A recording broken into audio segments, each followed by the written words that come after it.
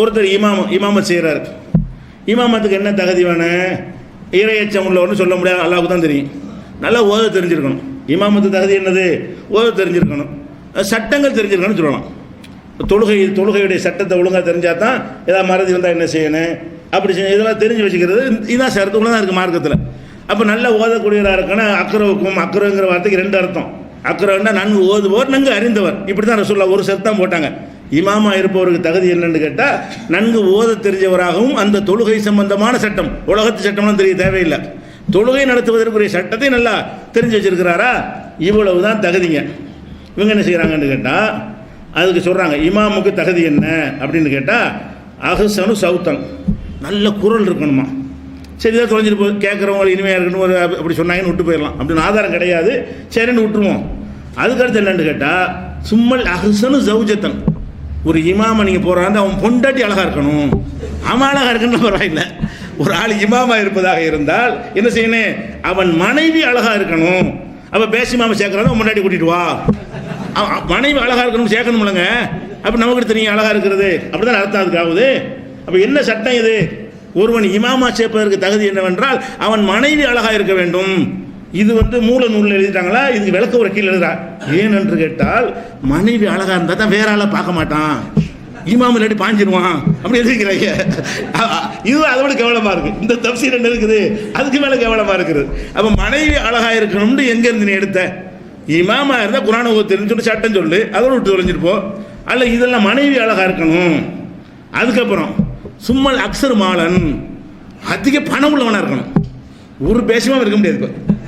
இப்போ மதுகப்பு சட்டப்படி எல்லாம் 1,000 ரூபாய்க்கு பாத்தியா தெரிகிற நீ இமாமா இருக்க முடியுமா? எப்படி இருக்கணுமா? சும்மல் அக்சரும் மாலன், ரொம்ப காசு உள்ளவனாக இருக்கணும். அப்போ காசு உள்ளவர்களுக்கு தான் தலைமை தாங்கணும் அப்படிங்கிற ஒரு அர்த்தத்தில் அது பொண்டாட்டி அழகாக இருக்கணும். அடுத்து பணக்காரனை தேர்ந்தெடுக்கணுமா, பணக்காரன் தான் இமாமா இருக்கணும். இப்படி மார்க்கத்தில் இருக்கா? பணத்தால பார்ப்பானா? இப்போ ரசூல்லா பெரிய பணக்காரால ஒரு பேரிச்சம்பழத்தை 3 நாள் தின்னாங்களா? ரசூல்லாவுக்கு தகுதி இல்லையே. இவங்க சொல்ல கருத்துப்படி பார்த்தா ரசூல் ஸல்லல்லாஹு அலைஹி வஸல்லம் உலகத்தில் இருந்ததில் பெரிய ஏழை, ஒரு சட்டைக்கு மறு சட்டை இல்லை. அப்போ ரசூல்லா இமாமத்து பண்ண செல்லாத ஆயிருமே எழுதி வச்சுக்கிறாங்க. சும்மல் அக்சரு மாலன், காசு ரொம்ப இருக்கணுமா? இமாமத்துக்கு தகுதி எல்லாம் ஜனாதிபதி தகுதி இல்லை, இது இமாமத்துக்கு தகுதி.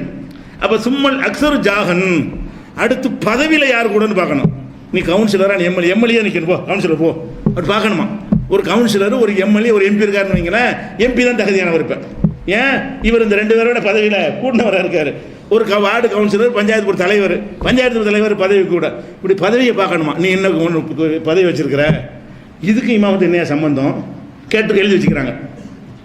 சும்மல் அங்கப்பு சவுப்பன், அதுக்கப்புறம் ஆடை நீட்டாக இருக்கணும். ஏதாச்சும் கொஞ்சம் ஒத்துக்கலாம், நீட்டாக ஆடை இருக்கணும், பார்க்குறதுக்கு நல்லா இருக்குன்னு ஒத்துக்கலாம். ஹதீஸர் கிடையாது, ஏதோ கொஞ்சம் லாஜிக்காச்சு இருக்குன்னு வச்சுக்கலாம். அதுக்கப்புறம் என்னன்னு கேட்டால் இதுதான் முக்கியம். சும்மல் அக்பர் ரஹ்சன், மண்டை பெருசாக இருக்கணும். இமாமா இருந்தால் எப்படி இருக்கணும்? தலை பெருசாக இருக்கணும். தலை ஏன் பெருசாக இருக்கணும்? தலை பெருசாக இருப்பதற்கு என்ன காரணம்? சூப் போடுறதுக்கா? ஆட்டத்தில் மாட்டத்தில் வாங்கினா அது தலை பெருசாக இருக்கலாம். மனுஷனுக்கு ஏன்டா தலை பெருசாக இருக்குன்னு? அப்போ எரும மாட்டு தான் உனது இமாமாக்கணும் பாருங்களேன். அப்போ சும்மல் அக்பர் ரஹ்சன், தலை பெருசாக இமாமத்தின் தகுதிகள்னு போட்டு எழுதியிருக்காங்க. நான் சொன்னால கீழ்பாக்கத்துக்கு அனுப்பணும், அப்படி இருக்கா இல்லையா? அதான் அறிஞர்களுடைய கருத்து மாதிரி இருக்கணும். தமாசுக்கு சொன்னா நெசமா சொல்லணும். இதை அனுபவிச்சு ரசிச்சு பார்த்தா சொல்றேன். இது கண்டிப்பாக எழுதினவன் இன்றைக்கு வாழ்ந்தான்னு சொன்னா இதை எழுதினவனுக்கு என்ன சர்டிஃபிகேட் தர்றேன்னு போய் உளவியல் நிபுணர்கள்ட்ட கேட்டால் இவன் ஒரு மரகலண்டவர் தருவாங்க. நீங்கள் இப்போ வேணாலும் இந்த தமிழில் மொழிபெயர்த்து இப்படி ஒருத்தர் எழுதியிருக்கிறாருங்க, இவருக்கு என்னங்க நிலைன்னு கேட்டு பாருங்க, மனநோயாளி சொல்லுவாங்க.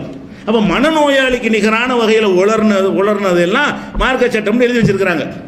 இதுக்கப்புறம் என்ன செய்கிறாங்கன்னு கேட்டால் ஒரு அசுகர உழுவன், உறுப்பு சின்னதாக இருக்கணுன்றாங்க.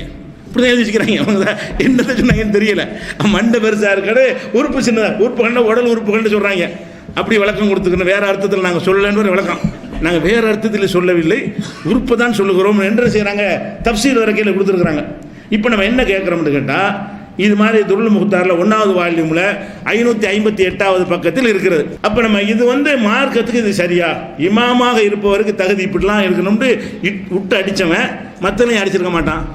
அவன் சொல்லக்கூடிய தலாக்கு சட்டம் இப்படி கரெக்டாக இருக்கும், அவன் சொல்லக்கூடிய கொடுக்கல் வாங்கல் ஹராம் ஹலால் சட்டம் இப்படி கரெக்டாக இருக்கும். இந்த மாதிரி தான் அது செஞ்சிருப்பான். இபாதத்துகள் இப்படி நல்லா விளையாண்டுருக்காங்க. அல்லாவை நோக்கி செய்கிற இபாதத்துகள்லேயே இப்படி விளையாண்டுருக்கிறார்களே. ஆனால் நம்மளுடைய கொடுக்கல் வாங்கலுக்கு அவங்க சொன்ன சட்டங்கள்லாம் இப்படி சரியாக இருக்கும். அதன்படி நம்ம ஃபாலோ பண்ணி போனால் எப்படி நம்ம சொர்க்கத்துக்கு போக முடியும்? சிந்திச்சு பார்க்குறோம். அடுத்து